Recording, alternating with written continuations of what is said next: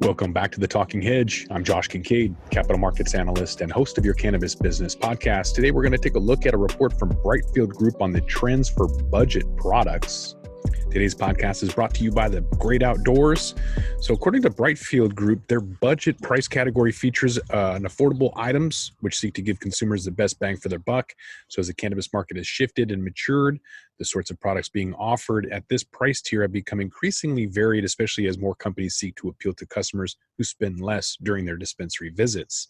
From a retail perspective, it's incredibly crowded at the value level. There's a lot of competing brands that have low price. So the higher you go in price, the less competitive it's going to be, but there needs to be a reason. There has to be a turnover, right? There needs to be a reason for people to go and buy those things. So an infused Cannagar at $420 is only going to sell if you have a limited release, maybe quarterly, if that.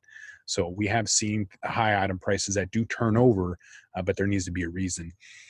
Some of the reasons we see for budget items is somebody wants to try something with a low overall price point. So pre-rolls in Washington are a perfect example. We sell more pre-rolls in Washington than any other state.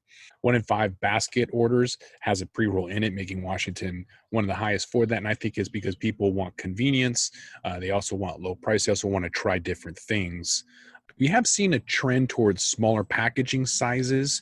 In Canada, they only have 10 milligrams. So Washington State, they have about 100 milligrams broken down into 10 milligram samples or serving sizes. So one of the more significant trends in the budget category is decreased product size as compared to the more expensive products. Many items in the budget tier offer lower overall amounts of THC, but at a proportionally lower price point. I've had this kink in my neck for several days, so I went out after I got a massage the other day and got 100 milligram chocolate. It's broken down into 10 individual 10 milligrams, so I got to open up all of those and eat them. Didn't really do anything, didn't really get me high. I think it helped me sleep a lot better. Super hungover, needed a lot more coffee than normal. But I only spent $16 on that, so I could have walked out with a pre-roll or something else, but decided to tip the guy $4. We're seeing some flavor preferences changing or maybe just kind of coming to the surface. With 20 million layoffs, there's a lot less disposable income out there. So as people are maybe a little bit more concerned about disposable income, cutting back on top shelf stuff, it's kind of opening up doors or avenues for trying other things. So the opportunity right now is for a lower entry point, maybe a lower dosage amount, overall smaller package, smaller pricing point. We can also see that in beef jerky. With the price increase in beef jerky, the size of the packages are a lot smaller. Instead of $10 for a pound, you're seeing $10 for 8 ounces. So people are getting creative with smaller packaging sizes. Taking a look at some of the products that are leading the way, vape carts and cartridges. So you can see a 0.5 gram and 1 gram cartridges, and I'll throw in tankers as well to refill those. Those are the syringes. We were seeing some of those 1 gram syringes as low as $18. Now they're as much as $30. I don't know if that's because the competition has gone or that particular producer figured out that the price was too low. Either way, there's going to be a lot more vape carts you're going to see in places that still have stigma, like a medical market, like Arizona, for example. They're going to want something that's incredibly discreet, not selling so much pre-rolls that we do up here in the Northwest, but more vape carts. My buddy Jason Lammers at 420 Wholesale Pack has these vape carts where you can put 2 cartridges in the same battery. So that's nice if you want an indica or a sativa or a THC and a CBD. Either way, I see that there's going to be a lot more innovation and a lot more opportunities for investors and entrepreneurs to have a lot more products and ways for people to consume vape carts aside from the typical old pens. Edibles are definitely selling during this pandemic. You're seeing this, some of the trends in edibles with 100 milligrams of total THC in each product. The biggest disruptor in Q1 22 in budget edibles is a mini dark chocolate. Product has managed to hit a price point of under $10 by decreasing the total THC concentrate to 50 milligrams. So that's a little on the expensive side. $20 for 100 milligrams is more than I want to spend. Even $16 was more than I wanted to spend. In order to make cannabis something that people buy on the regular, whether it's CBD or THC, it has to be comparable to traditional products. So if a soda is selling at $23, I mean, no wonder that Olala went out of business in Washington, a soda company. You can't sell $23 sodas and think that people are going to come back and keep buying those. So I'm seeing anywhere from 10 to 15 cents per milligram. So $10 to $15 for 100 milligrams is going to be, or should be, the going price moving forward. We also saw tinctures on the rise with trending. With this Brightfield report, they pull out Mary's Medicinals tincture that has 1,000 milligrams of THC in each bottle.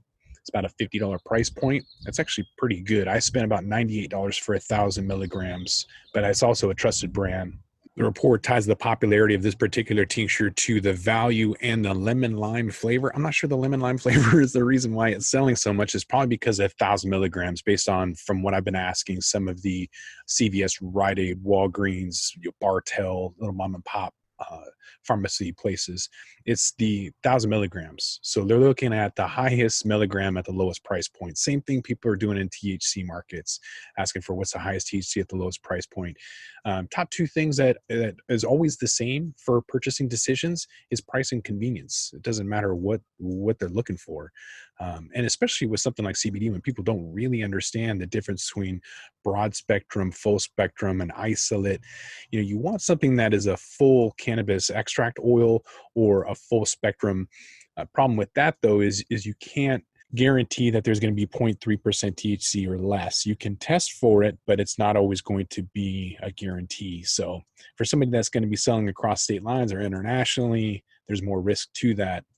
Personally, for me, I'd rather go into a store and find a 1-to-1 CBD to THC ratio. For me, that's the best ratio.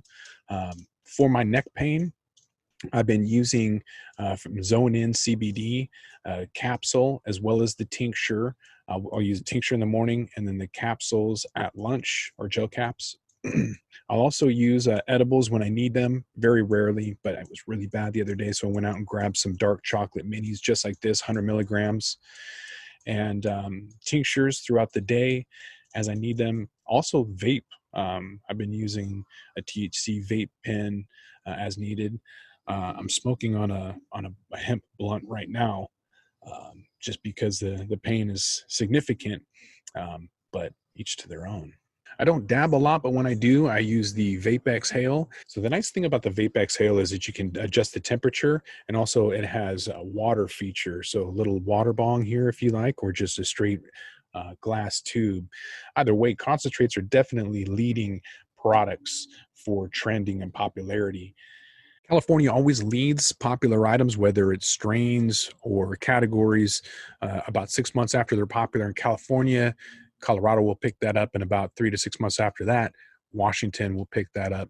And so whether it's the cookie strains that are all the rage, or concentrates, it's definitely popular in California, likely because the category delivers a punch at a reasonable price. So Brightfield Group is highlighting Raw Garden. They have some Dosi sauce and some cookies sauce. Both have seen master distribution growth over the first quarter 2020. So it's available in 1 gram packages for as little as $35, 65% THC. So when California first rolled out, that was twice the price. It was $60 to $70 for a gram. So anyone who came out with the business plan thinking that they were going to get that long term, obviously it's been cut in half already, a year later. All right, so Brightfield Group's trending low-budget products is concentrates, tinctures, edibles, and vapes. So we're also going to do another podcast about the 5 ways that this quarantine has changed the cannabis industry forever. So you're going to have to look for that. With that, we're going to roll this one up. I'm Josh Kincaid. This is the Talking Hedge. Don't forget to like, share, and subscribe, or don't, and I'm out.